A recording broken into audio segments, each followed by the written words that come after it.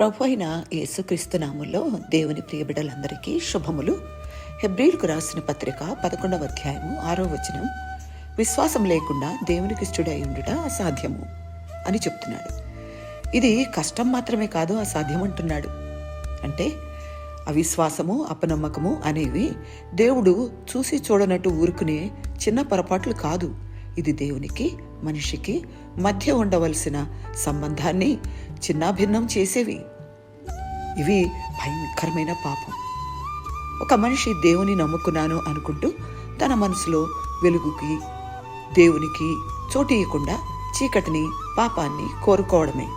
అపనమ్మకము, అవిశ్వాసము పాపమని గ్రహిద్దాం. అంటే దేవుని తృణీకరించడమే కదా పాపం. పరిసేడేమనుకుంటున్నాడు?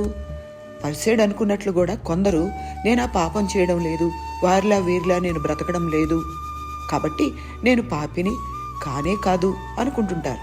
కానీ దేవుని దృష్టిలో మనం ఎలా ఉన్నాం అని పరీక్షించుకుందాం. ఒకవేళ అలా చేయడం మనకి చేత కాకపోతే దేవునినే అడుగుదాం.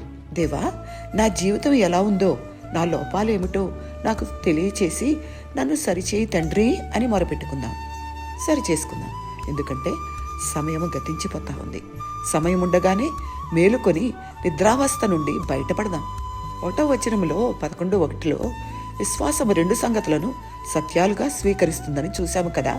1, బైబిల్లో వెల్లడించబడిన దేవుడు అంటే కంటికి కనిపించినవాడు ఉన్నాడని.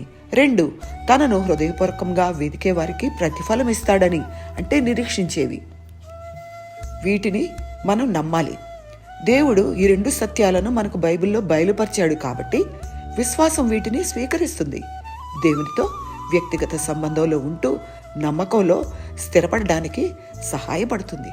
కాబట్టి మనల్ని మనం సరిచేసుకొని దేవునితో వ్యక్తిగత సంబంధంలో ఉంటూ ఆయనను వెంబడిద్దాం, ఆయనను సంతోషపరుద్దాం. దేవునికి స్తోత్రం. ఆమేన్.